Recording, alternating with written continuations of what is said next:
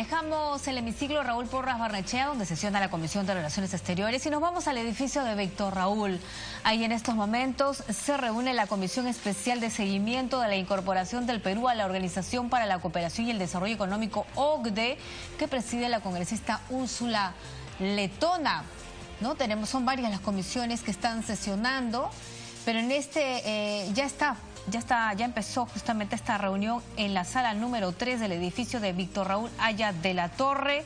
Entre otras, lo que se va a indicar es sobre las expectativas del Perú respecto a la invitación al proceso de acceso a la OCDE. También el informe de la presidenta de la CECIP-OCDE sobre los 29 decretos legislativos promulgados con temática OCDE, iniciativas legislativas formuladas por la CECIP, conformación del Comité Consultivo de la CECIP-OCDE, presentación de currículum vitae de candidatos. Bien, vamos a escuchar lo que se está analizando en este grupo de trabajo.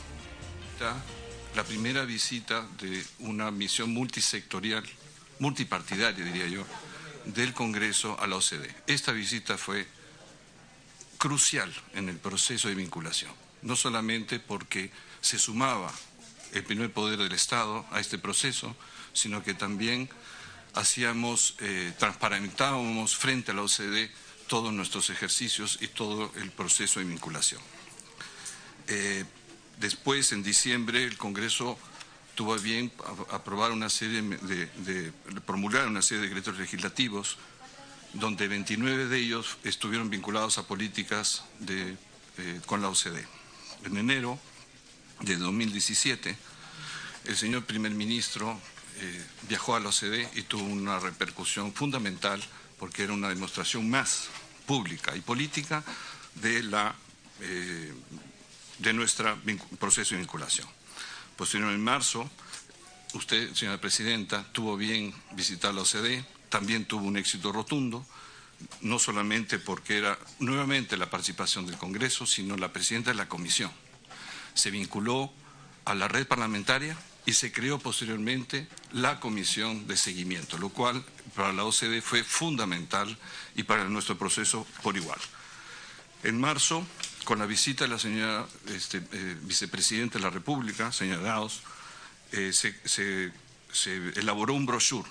Ese brochure tenía como propósito destacar las políticas públicas que el Perú había avanzado en su proceso. Y no es por nada, pero recibió de parte de la OCDE una felicitación muy grande porque tuvo una repercusión muy importante en los miembros del Consejo, es decir, los 35 países representantes de los permanentes de la OCDE. En marzo, en junio de este año, justamente la semana pasada, se tuvo lugar la reunión del Consejo de la OCDE a nivel ministerial. Esa reunión fue muy importante, de la cual el embajador Quesada se extenderá ampliamente sobre esos puntos. Dentro de esta política de aproximación, quisiera señalar algunos números que pueden ser muy didácticos. Dentro de las reuniones con representantes permanentes ante la OCDE, de 16 países, porque algunos no se pudieron hacer porque estaban entrando y saliendo de sus oficinas, tuvimos 25 reuniones, 55 reuniones con funcionarios de embajadas, con funcionarios de la OCDE, 30 reuniones bilaterales de altos funcionarios peruanos con sus pares de los países de la OCDE, donde se trató la aspiración peruana a ser miembro de la organización, en su proceso de invitación, en realidad. Con los amigos de la OCDE, que es una entidad que fue creada ya hace un par de años, que relaciona al Perú con los embajadores de la OCDE con residencia en Lima. Esa reunión nos permite ponerlos al día, todas estas representaciones y embajadas, para que estén al tanto de los procesos que llevamos a cabo. Y periódicamente tenemos videoconferencias con París, ¿no? Un poco para limar agendas, para precisar posiciones con la Secretaría como con otros miembros de la OCDE. La idea, ¿cuál es en todo esto?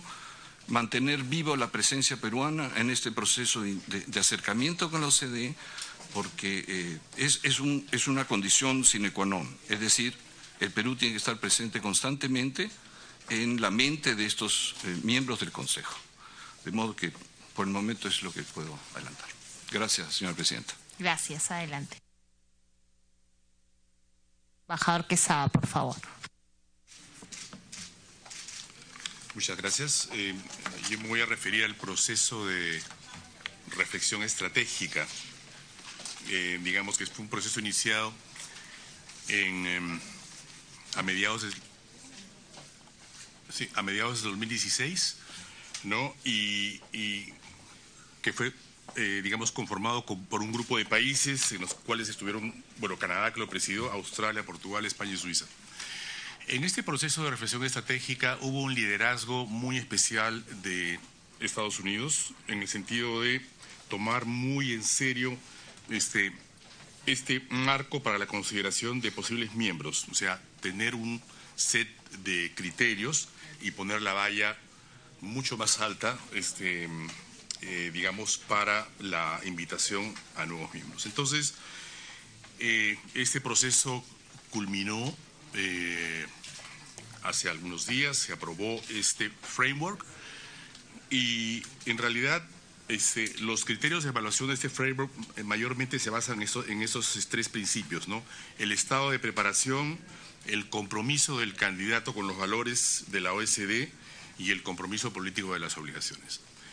Hemos tenido a la vista, digamos, este framework, todos los elementos que la componen, y el Perú tiene una nota bastante alta en todos los criterios, digamos, que conforman este framework, ¿no?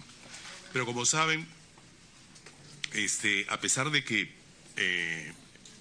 digamos, lo lógico sería que la invitación a los nuevos candidatos, digamos, fuera a través de un proceso exclusivamente meritorio, en toda organización internacional no se soslaya que también pues haya criterios políticos, ¿no?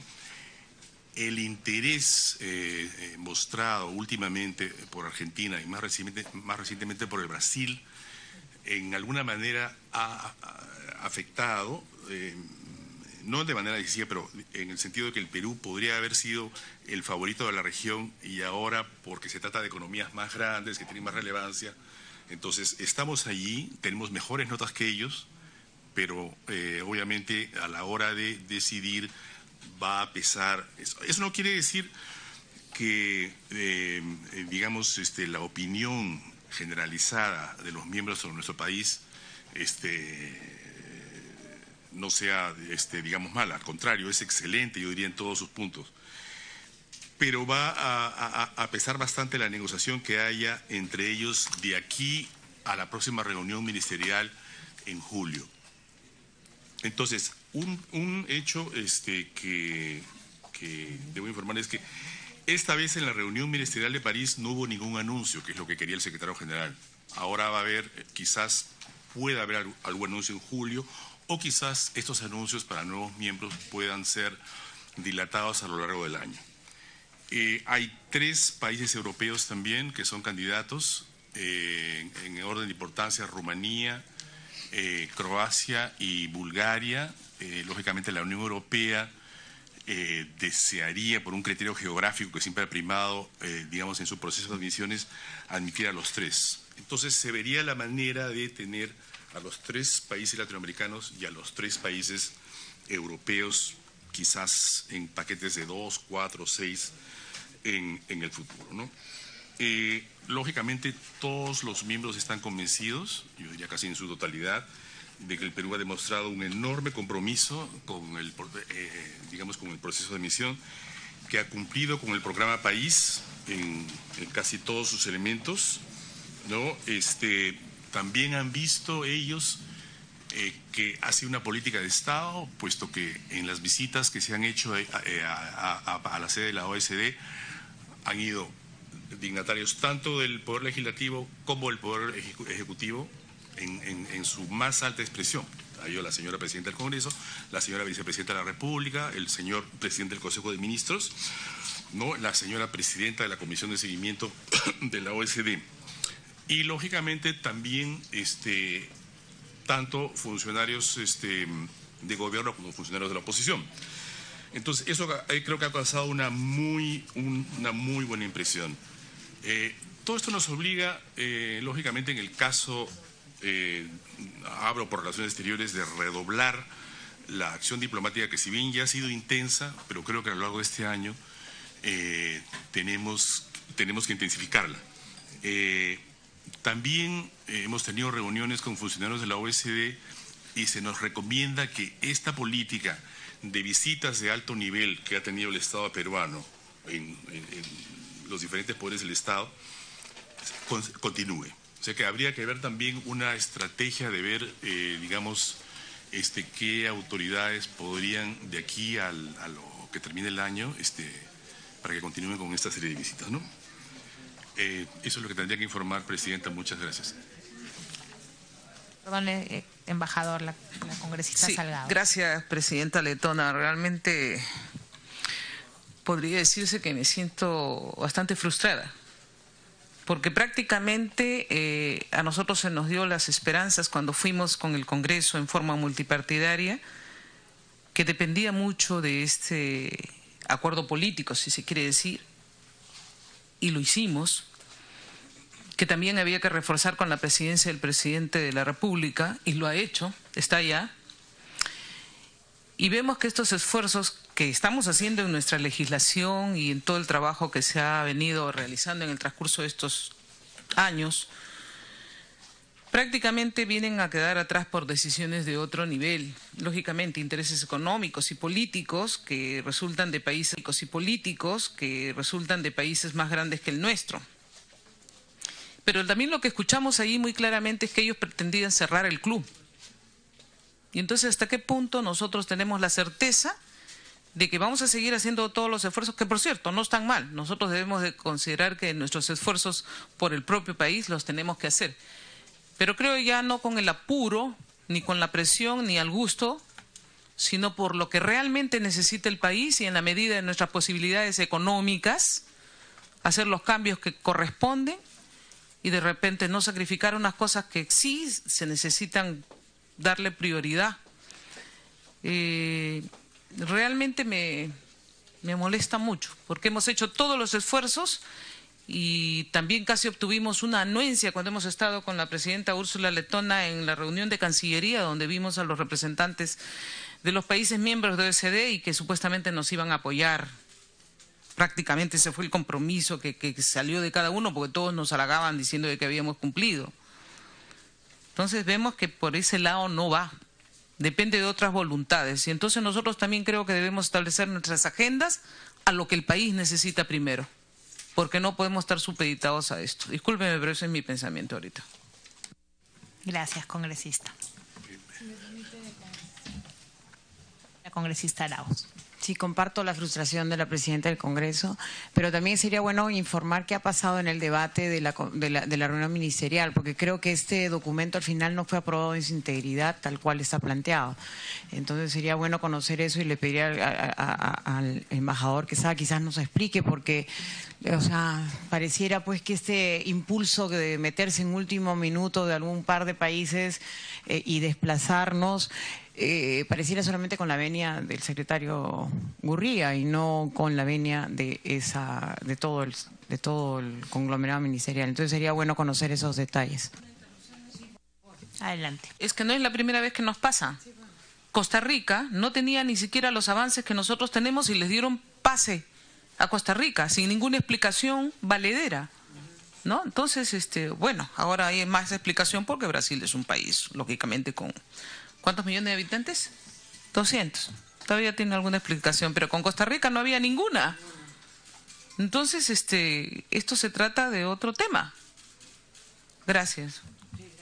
Adelante, embajador. Sí, gracias, Presidenta. Sí, señora Presidenta del Congreso, efectivamente yo también comparto su frustración, obviamente, porque son elementos que han ingresado, digamos, sin que nosotros hubiéramos calculado que eso iba a ser así. O sea, cuando usted ha visitado la sede de la OSD, no había ni el interés ni de Argentina ni el Brasil. Pero yo lo que le podría expresar justamente en aras de lo que usted menciona, que hemos hecho un esfuerzo tremendo y esto no puede ser tirado por la borda, de que de los contactos que hemos tenido con los funcionarios de la OSD y con los países miembros también, es imposible que el Perú no sea invitado y sean invitados Brasil y Argentina. O sea, el Perú es el que tiene la nota más alta en realidad y el que, como expresó el secretario general, tiene excelente en todos los elementos que componen este framework, este marco de criterios. Y se nos ha dicho, ¿no?, que, por ejemplo, se podría anunciar a Argentina primero, pero de que de ninguna manera el Perú va a dejar, digamos, de ser invitado este año. Nosotros tenemos la absoluta seguridad de que podría tomar un poquito de tiempo, pero que no va a pasar de fin de año. Y todos han reconocido, sobre todo cuando la última visita que hizo la señora vicepresidenta de la República con los representantes claves ante la OCDE, con aquellos con los cuales podría haber algún cuello de botella, y yo creo que los interlocutores fueron muy positivos y expresaron el hecho de que el Perú era el candidato natural a ingresar. De los 6 candidatos es el número 1.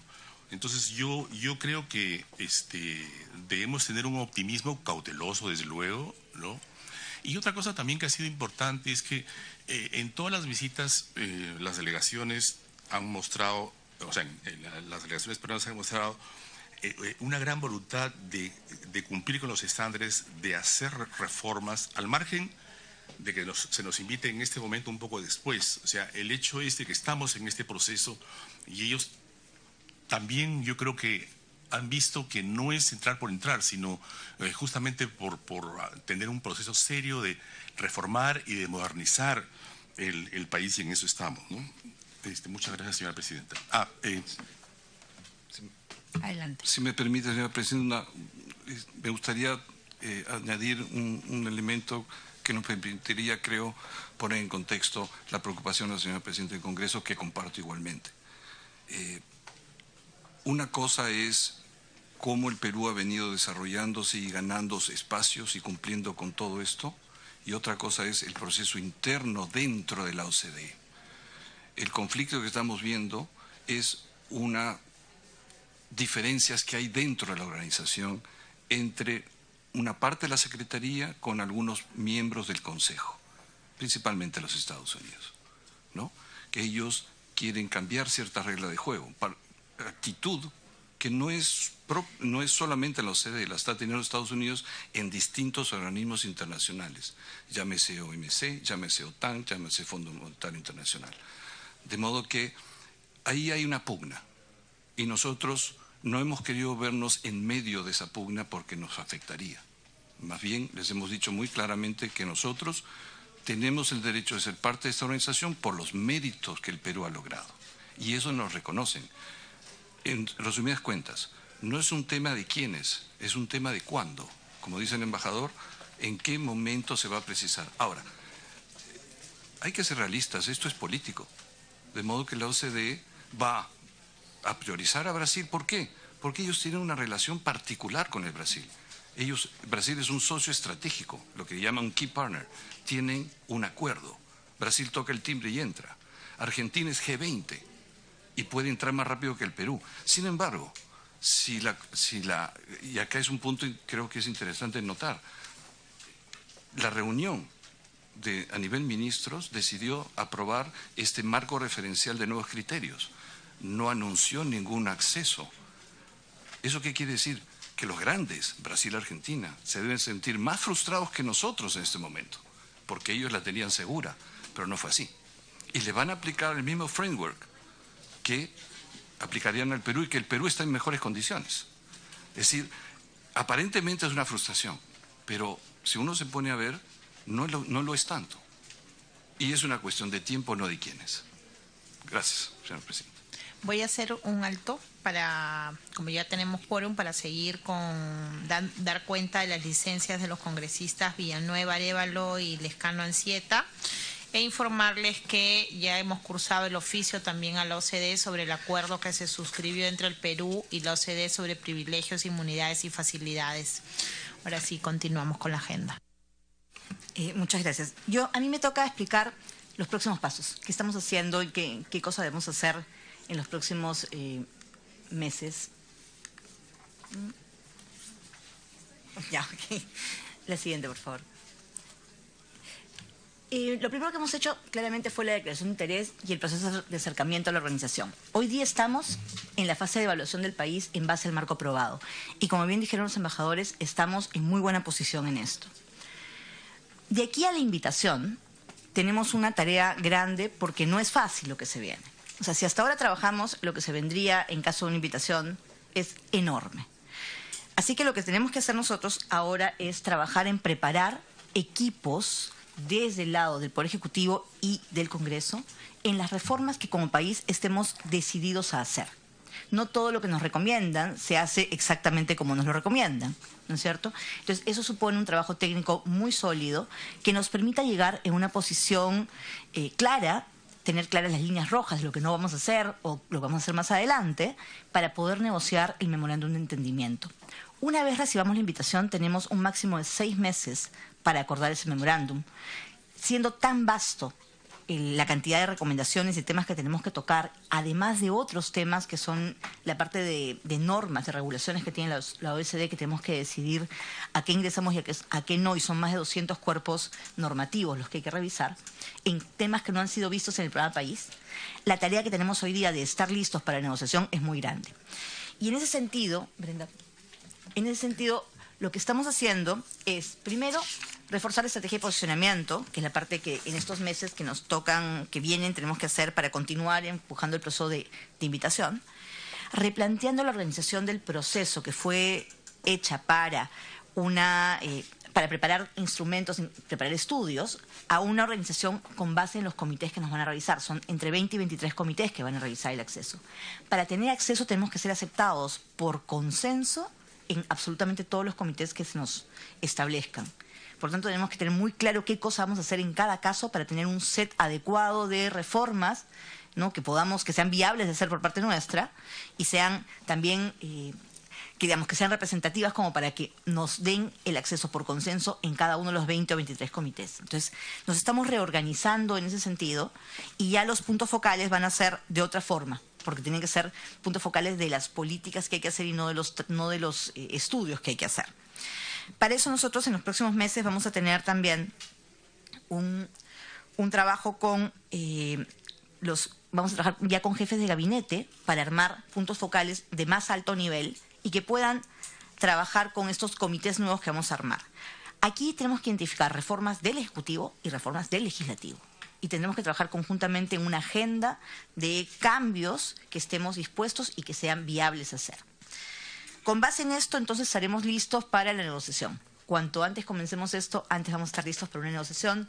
Digamos que si nos invitan ahorita, no, va a ser mucho más compleja nuestra vida, que si nos invitan en un mesecito, un par de meses más, ¿no?, donde podríamos tener nosotros una mejor posición de negociación. Y eso es bien importante. Adelante, Presidenta. Gracias. Me alegra el entusiasmo de Mayén. Yo estoy con el ánimo en el suelo. Porque, vuelvo a repetir, tuvimos la oportunidad de escuchar con el congresista Castro al representante de Costa Rica. Y la pregunta fue que habían avanzado. No tenían ni la mitad de lo que nosotros habíamos hecho. Ni la mitad. Y dudo que ahorita tengan la mitad de lo que nosotros hemos hecho. ¿Sí o no, mi estimado? Ahí está. ¿Cómo se llama? Jorge Luis. Y escuchamos también a México, ¿no? Entonces, yo digo Argentina, Brasil, con todos los problemas que ahora tiene de no haber hecho control para una verdadera eficacia en transparencia, no solamente de sus empresas, sino de lo que sus empresas representando a su país han hecho en toda Latinoamérica, están mejor que nosotros. Es una vergüenza. Disculpen, pero yo soy muy sincera. Entonces, creo que debemos hacer los esfuerzos, sí, pero de acuerdo a nuestras propias necesidades. ¿Necesitamos reforma en el Poder Judicial? Sí, urgente. ¿Necesitamos reforma en el Ministerio Público? Sí, urgente. Porque nos conviene a nosotros tener una justicia transparente. En el Legislativo, todo lo que se nos ha pedido lo hemos hecho. Sin embargo, creo que debemos ser también prudentes, porque a veces el Perú, y discúlpenme, pero una crítica constructiva, es de los que cuando nos ofrecen algo del extranjero, todo lo aprobamos sin observaciones y luego estamos hasta el cuello, porque los que vienen a fiscalizarnos están queriendo que cumplamos a pie juntillas, cuando hay otros países que tienen el cuidado y precaución de poner observaciones y no firmar todos los convenios ni todos los compromisos, porque es difícil en un país que tiene pobreza, en el que tenemos que atender otra serie de necesidades. El otro día venía un comisionado, que no voy a decir de dónde es, pero tomarnos cuenta qué cosa habíamos hecho sobre el tema de género, como si eso fuera la primordialidad de los problemas que enfrenta nuestro país. Y yo le dije, ¿qué están haciendo con Venezuela en el tema de derechos humanos? No hacen absolutamente nada y sin embargo vienen aquí porque nosotros ya hemos firmado, ustedes han firmado una serie de convenios, tienen que cumplir. Y es eso lo que yo reclamo en Cancillería. Antes de firmar cualquier convenio, antes de firmar cualquier compromiso, veamos hasta qué punto en la práctica podemos cumplir y si no poner observaciones. Argentina pone observaciones, México pone observaciones, Estados Unidos no firma un montón de convenios y no le pasa nada. Y el Perú firma todo a pie juntillas. Y luego te exigen a un país pobre como el nuestro que cumplas todo. Entonces yo creo que debemos ser muy precavidos y los funcionarios y los políticos y los que están en el Ejecutivo tienen que ver de no firmar todo a pie juntillas ni a ciegas. Y priorizar lo que tenemos que priorizar nosotros ahora. Veamos nuestra propia agenda. ¿Nos invitarán, no nos invitarán? Ya esas cosas no las podemos medir porque, como bien han dicho ustedes, depende de una decisión política donde se mueven otra serie de intereses en los que nosotros ni nos consultan. Entonces hagamos las cosas como necesita el país. Es necesario poner una serie de temas que nos den indicadores para mejorar salud, mejorar de educación, mejorar democracia, pero vayamos a las necesidades que requiere nuestro país y ya no fijados por una agenda que nos hemos dado cuenta que por más esfuerzos que hemos hecho no han tenido el éxito, nos darán la anuencia para invitarnos en algún momento, pero hagamos lo que nos conviene hacer como país. Nada más, gracias. Gracias, congresista Salgado. Bueno, la congresista Arauz. Sí, gracias, presidenta. Y también en el mismo sentido de la frustración que ha sentido la señora congresista, y quizás nuestros invitados de la Cancillería no han dado todo el detalle expreso de lo que ha sucedido. Ese informe que presenta la Secretaría General no fue aprobado por unanimidad ni nada por el estilo. O sea, es solamente el informe del secretario Gurría. ¿Por qué? Porque Estados Unidos encontró justamente una falencia al tema de lo que pretende con el framework, que es justamente evaluar a los países en función a sus compromisos y sus like-minded y los 3 elementos que ha planteado el embajador Quesada en su presentación. Entonces, no es que todo están las cartas echadas, sino también tenemos que hacer un esfuerzo de seguir continuando con el trabajo de diplomacia y convencimiento que tiene la Cancillería como una agenda de trabajo en ese sentido para seguir tratando de convencerlos y no sentirnos derrotados. No hay peor situación que aquella. Entonces creo que la posibilidad de tener los grupos de trabajo con los puntos focales de más alto nivel que está planteando Mayen Ugarte. El tema de tener realmente ya una unidad ad hoc para este tema al más alto nivel y la participación de nuestro Congreso a este nivel tan alto como se ha planteado, creo que es valiosísimo, porque es una demostración de que además son temas que nos interesan porque son los temas que están ligados a la reforma país. Y segundo, son temas que nos interesan porque podemos nosotros marcar una línea de acción desde el Congreso como comisión. Creo que es excelente que exista una comisión del más alto nivel, con buen grado de participación y que dialogue continuamente con el Ejecutivo en ese sentido. Y además tener claro que el memorándum que firmaríamos eventualmente necesita este trabajo de preparación previo. probablemente no sé si nos inviten en julio, todavía no están, como digo, las cartas echadas. Puede ser que estemos, porque pueden armar un paquete de 4 en vez de 2, no sabemos. Ese es un trabajo que efectivamente la Cancillería va a tener que darle el mayor énfasis durante el mes que viene para tener una diplomacia permanente. Pero el prepararnos para tener ese memorándum bien hecho, creo que es crucial. En primer lugar, ¿por qué? Porque, como bien dijo Mayén, tenemos que establecer claramente las prioridades. Y esas prioridades las podemos establecer ejecutivo o legislativo. ¿Cuáles son los primeros puntos que estamos seguros que debemos comprometernos y podemos comprometernos? Y luego la lista de aquellos donde vamos a poner nuestros caveats, nuestros puntos de decir, ok, sí, pero ¿hasta dónde y cuándo? Vamos por partes. No nos empujen a una situación donde todavía no estamos listos y puede ser en un proceso un poco más largo. Entonces, ese trabajo de alto nivel que incorpora a esta comisión y al Ejecutivo a través de la Presidencia del Consejo de Ministros en primer lugar y luego ya con los puntos focales en los ministerios, creo que se hace de absoluta necesidad. Ante eso, el Ejecutivo está contando con apoyos valiosos. Desde el Banco Mundial hasta la GIZ, que es aquí presente, apoyos que son sumamente importantes para que establezcamos esas prioridades juntos y que nos hacen a nosotros como país, un país mucho más confiable que los países que han sido mencionados, en los cuales evidentemente su agenda no está tan preparada. Lo que le debemos demostrar es que nosotros sí somos serios en nuestros compromisos.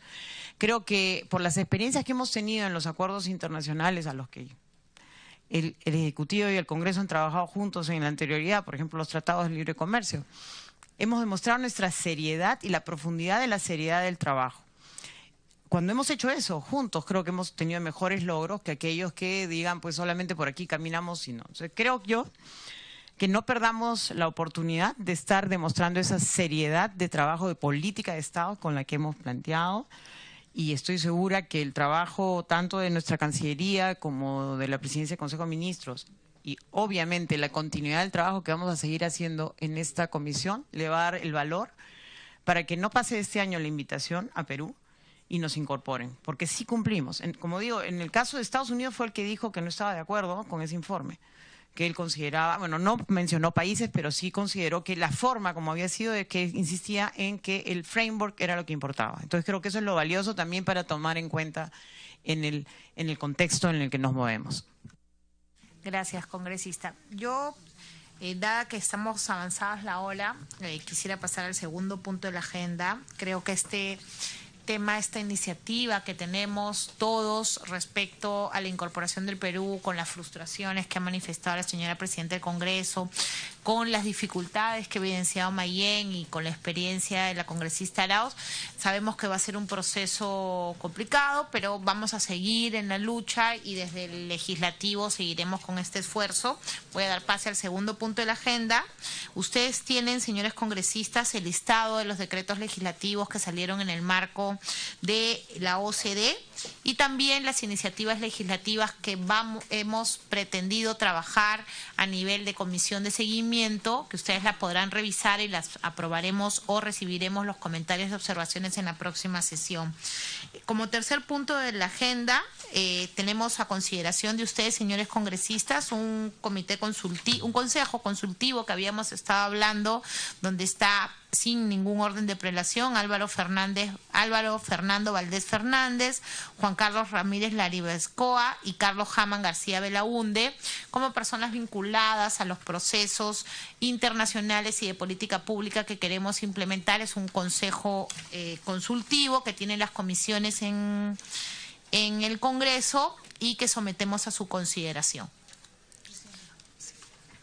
De acuerdo con su comité consultivo. Okay, vamos al voto entonces para que usted se pueda retirar. Sí, nos vamos al voto. Los que estén a favor, los que estén en contra, quienes se abstienen, aprobado por unanimidad. Y dispensa el trámite de acta también, por favor, a mano alzada.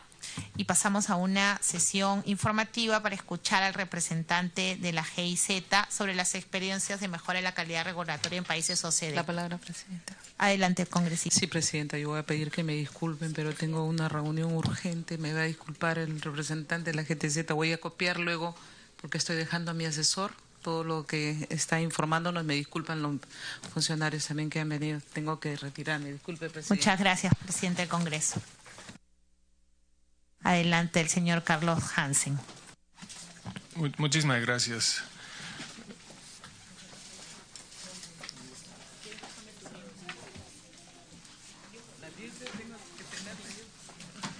Muchísimas gracias. Primero, deseo agradecer a esta invitación a la presidenta de la Comisión Especial de Seguimiento de la Incorporación del Perú a la OCDE por esta invitación.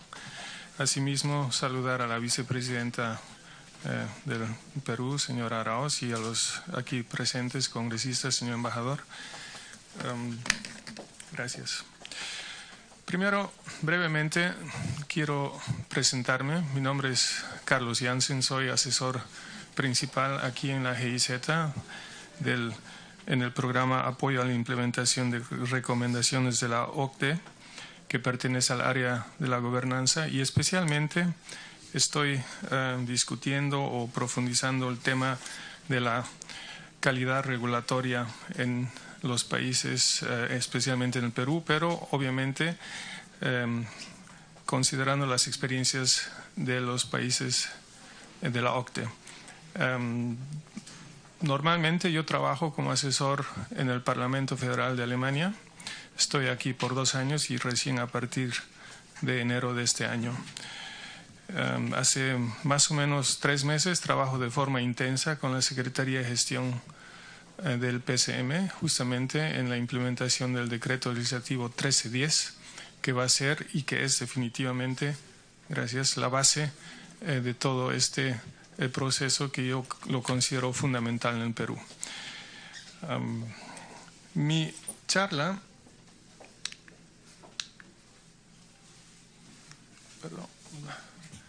la quiero resumir en 3 puntos. No tengo más de 10 minutos, por lo que lo voy a hacer a galope. Primero, ¿qué es el RIA? Segundo, las experiencias en algunos países de la OECD con el RIA, es la abreviación que aquí se utiliza. Y luego, la pregunta, introduciendo el RIA en el Perú, ¿qué camino sería el más apropiado, el más adecuado para el Perú?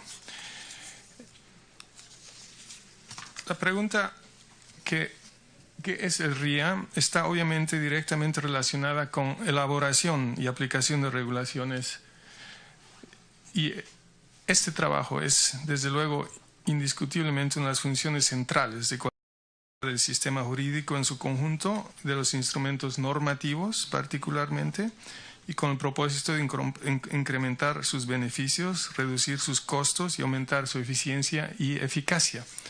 En este slide ustedes ven lo que el RIA no debe ser. El RIA no es una ideología, tampoco debe tomársela positivamente, o sea, positivístimamente como una ideología de mercado, porque se ha visto a partir del 2008 a más tardar que el mercado no lo puede todo. Tampoco es un sustituto de buenas políticas, ni de decisiones políticas. El RIA no puede estar tampoco aislado del proceso de la formulación de políticas, incluyendo compromisos políticos.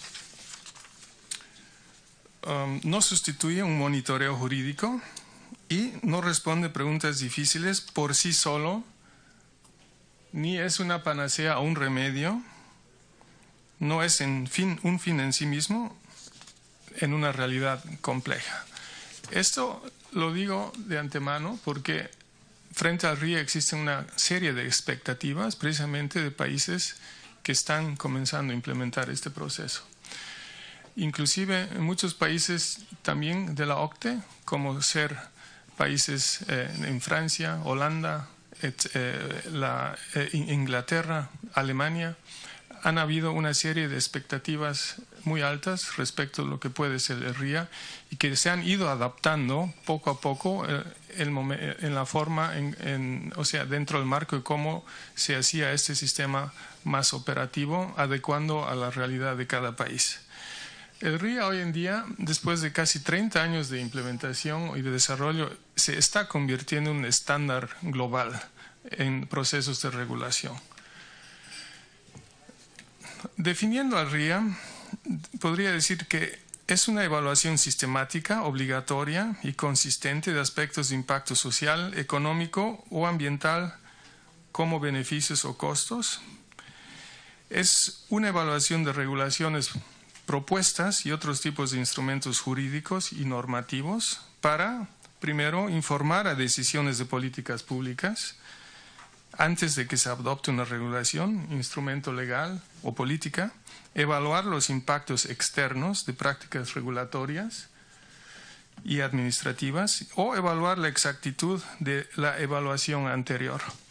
Uno de los pecados capitales de RIA se dice que se aplica el costo o beneficio, que es uno de los instrumentos más usados para medir este tipo de impactos, ya a políticas que ya han sido decididas, a políticas que de alguna forma ya tienen que implementarse. Entonces, existe ahí una serie de conflictos entre lo que se está generando como norma y lo que se puede medir como impacto. Por lo mismo, es muy importante recalcar que la política es prácticamente el motor, es el rector de todo este proceso del RIA. Eso se lo tiene que aceptar, ¿no? Entonces, dependiendo del ángulo del que se observa el RIA, el RIA puede tener una dimensión sistémica, una de proceso y una de herramienta. En el sentido sistémico, el RIA apoya claramente a un cambio de cultura política normativa, apoya la calidad regulatoria y en el fondo debería apoyar, y eso es lo que se intenta, apoyar el bienestar social. En lo que se refiere al proceso comparativo, es importante porque apoya el proceso de buena gobernanza a nivel de procesos comparativos. Y luego, desde el punto de vista de herramienta, es útil porque ayuda a racionalizar, ayuda a iniciar procesos de consulta, coordinación y accountability. Discúlpeme que utilice este término accountability, pero no existe una definición mucho más precisa en español, la que se podría traducir como rendición de cuentas o responsabilidad, pero es más allá de eso y por lo que aquí utilizo este término. Los principios del RIA se los pueden definir a partir de su consistencia, coherencia y credibilidad, accountability respecto de las acciones del Ejecutivo y del Legislativo, obviamente, transparencia, focalización y proporcionalidad. Aquí generalmente, y eso hay que tener en cuenta, cuando se ha ido desarrollando el RIA, se lo ha visto generalmente desde el punto de vista del trabajo del Ejecutivo. Eso no es de admirarse porque en la mayoría de los países del OCDE más o menos entre el 60 y el 70% de las iniciativas legislativas sale a partir del Ejecutivo. Eso no quiere decir que los parlamentos no tengan una importancia en todo este proceso. Es más bien, yo pienso, y esa es una crítica personal en este proceso del RIA, que el papel que un parlamento o los parlamentos deben jugar y juegan en este proceso de RIA está todavía, no ha sido plenamente desarrollado. Esto posiblemente se debe a que muchos parlamentos, por ejemplo el Parlamento de Alemania, tiene una serie de filtros en el proceso ex ante de creación de normas que ya prácticamente actúan como... En el edificio de Víctor Raúl Haya de la Torre, donde se realiza esta reunión de justamente este grupo de seguimiento.